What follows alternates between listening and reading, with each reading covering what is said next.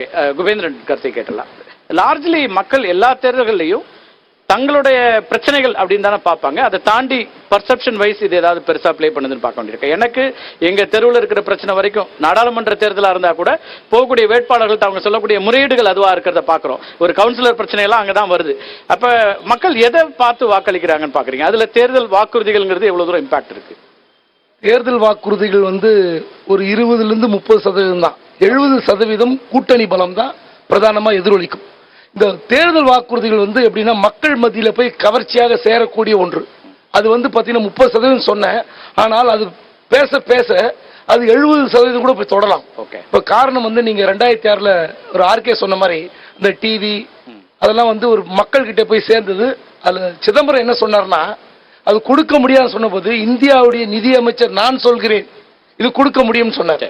So அப்ப அந்த வாக்குறுதி கொடுக்க முடியுமா முடியாதா என்ற விவாதம் ஒரு மக்களிடையே வரும்போது யார் சொல்கிறார்கள், எப்படி செய்ய போகிறார்கள், இது ஒன்று. ஆனா எல்லா வாக்குறுதிகளும் நிறைவேற்றப்படுகின்றனவா, அது ரொம்ப பெரிய கேள்விக்குறி. இப்ப அது பரப்புரைகள் அந்த கேள்வி முன்வைக்கப்படுது. நீங்க இத்தனை வாக்குறுதி கொடுத்தீங்க, எவ்வளவு நிறைவேற்றிருக்கீங்க அப்படிங்கிறது ஆட்சி பொறுப்புல இருக்கிறவங்கள்ட்ட முன்வைக்கப்படக்கூடியதா இருக்குது. ஆனா எதிர்கட்சியா இருக்கிறவங்களுக்கு அந்த அட்வான்டேஜ் இருக்கா? இதெல்லாம் நாங்க செய்ய போறோம் அப்படின்னு சொல்லக்கூடிய ஒரு இடம் அவங்களுக்கு கிடைச்சிருக்குன்னு பார்க்க முடியும். எல்லா கட்சிகளும் வாக்குறுதிகள் தருகிறார்கள். ஆனால் எத்தனை கட்சிகள் முழுவதுமாக நிறைவேற்றுகிறார்கள்? இப்போ மத்திய உள்துறை அமைச்சர் பாஜகவுடைய ஹெவிவெயிட் சாம்பியன் அவருக்கு இந்த 17 லட்சம் ரூபாய் விவகாரத்தை சொல்லும்போது என்ன சொன்னாரு? அது ஜூம்லான்னார். அதாவது என்னன்னா, வாக்குறுதிகள் கொடுப்பதெல்லாம் நிறைவேற்றுவதற்கு வாய்ப்பில்லை என்றது அர்த்தம். அதான் நாங்க சொல்லுவோம், சில நேரங்களில் சில முடியாது. அது திமுகவுக்கும் வாய்த்திருக்கிறது. அதிமுக சொல்லியும் செய்ய முடியாமல் போயிருக்கலாம், காங்கிரஸ் சொல்லியும் செய்ய முடியாமல் போயிருக்கலாம். ஆனால் மக்களுடைய முக்கியமான பிரச்சனைகளை எப்படி அணுக வேண்டும் என்று இந்த முறை காங்கிரஸ் ஒரு படி இறங்கி யோசித்திருக்கிறது. இதுவரை மாநில சுயாட்சி பத்தி காங்கிரஸ் கண்டுகிட்டதே கிடையாது. முதல் முறையாக விரும்புகிற மாநிலங்கள் நீட் தேர்வை வைத்துக் கொள்ளலாம் என்று சொல்லும் போதே அந்த மாநில சுயாட்சிக்கு முக்கியத்துவம் கொடுக்கிறது. இல்ல அதான் இல்ல ராகுல் காந்தி அந்த விஷயத்தை 2019 இன்னும் அழுத்தம் திருத்தமாக சொல்லி இருக்க முடியும்.